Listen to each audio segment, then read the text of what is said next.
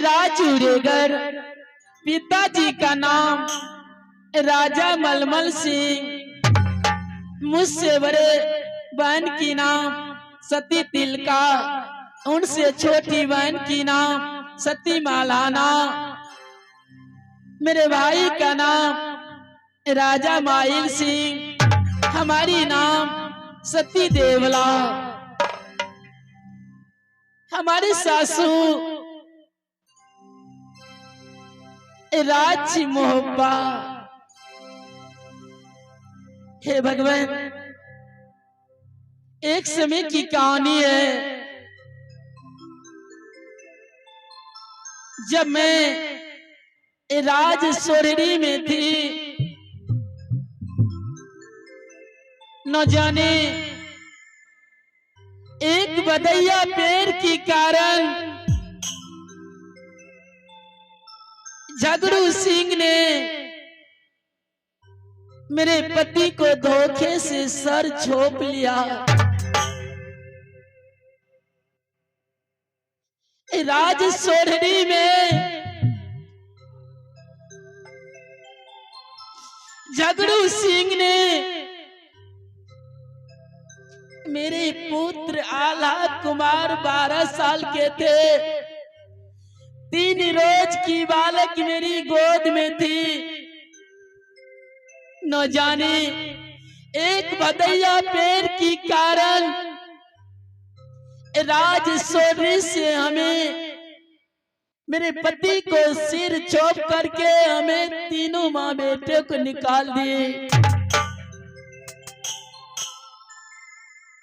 जब ये मैं बीते हुई बातों की याद मुझे आती है, कहा गया है जिस नदी में पानी नहीं, उस नदी का बालू आकाश उड़ जाता है। जिस पत्नी का पति नहीं, वह पत्नी कोई काम की नहीं। हे भगवान, आज मुझे नदी बिना बारी, वैसे हीन पुरुष बिना नारी। भगवान, आज मुझे राज मोहब्बत की दरमियानों में स्वामी की याद मुझे बहुत सता रही है। न जाने भगवान ने तो मुझे 2 पुत्र दिया, बड़े का नाम आह्लाद सिंह है, छोटे अनुज का नाम जंगी वीर रुदल। सूरता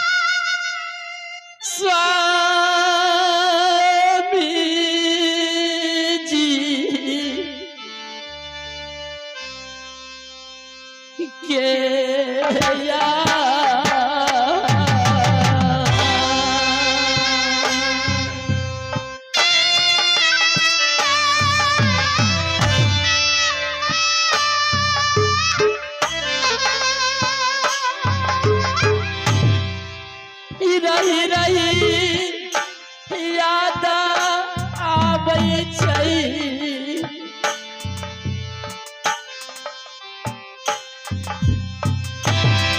स्वामी सता बरता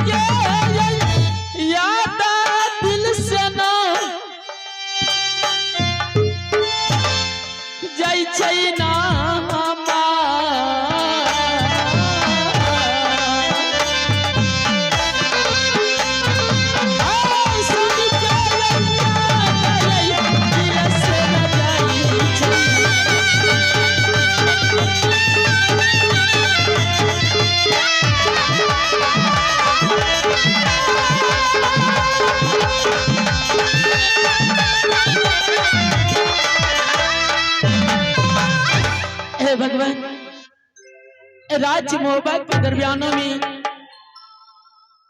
बड़े पुत्र का नाम आला सिंह है, उनसे छोटे पुत्र का नाम जंगी रुदल।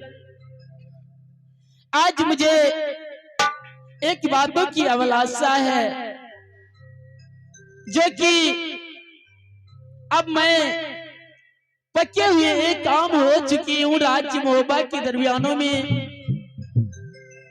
एक बात मैं अपने पुत्र आला सिंह और रुदल सिंह से पूछूंगी और जाकर के मैं कहूंगी कि देखो पुत्र, अब मैं यह वृद्ध हो चुकी हूँ, हो सकता है यह वृक्ष में पके हुए आम कब गिर सकती है उसके कोई पता नहीं,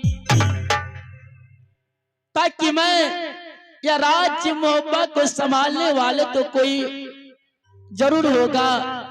इसलिए मैं दोनों भाई को बुला करके मैं अवश्य इन बातों को दोनों भाई के बीच में रखूंगी। और उतना ही नहीं, राज्य मोहब्बत के दरमियानों में मेरी बहू सत्य नैनागर वाली मुझे बहुत मान स्वभाव देती है, गंगा की समान मुझे राज्य मोहब्बत में मानती है। जब तक मुझे एक हाथ सेवा नहीं कर लेती तब तक यह सती नैनागर वाली कोई काम राज को नहीं देखती है। मैं भी उसे पुत्री से बढ़कर कि मैं अपनी बहू को मानती हूँ, लेकिन अब तो मैं वृद्ध हो चुकी हूँ। जब ही मैं जंगी रुदल को मैं देखती हूँ, क्योंकि मैं चाहती थी कि जिस बड़े पुत्र को मैं अपने आंखों से शादी होते हुए मैंने देखी अपने बहू के अपने घर के, वैसे मैं अपने जंगी रुदल को मैं शादी करवा दूं। लेकिन अब तो नहीं, अब तो राज्य मोहब्बत के दरमियान मुझे भगवान ने लगता है मुझे बुला रहा है।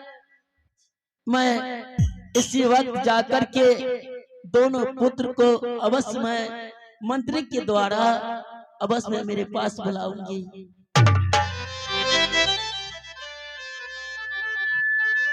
हे मंत्री जी,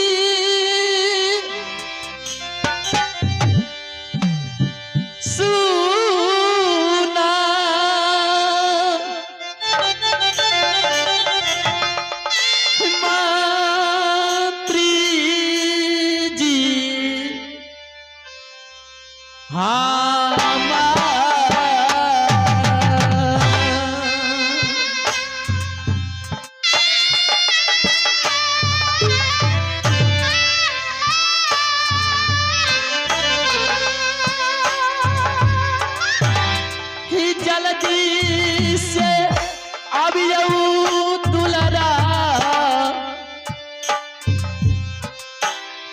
हमरो नाच दी का।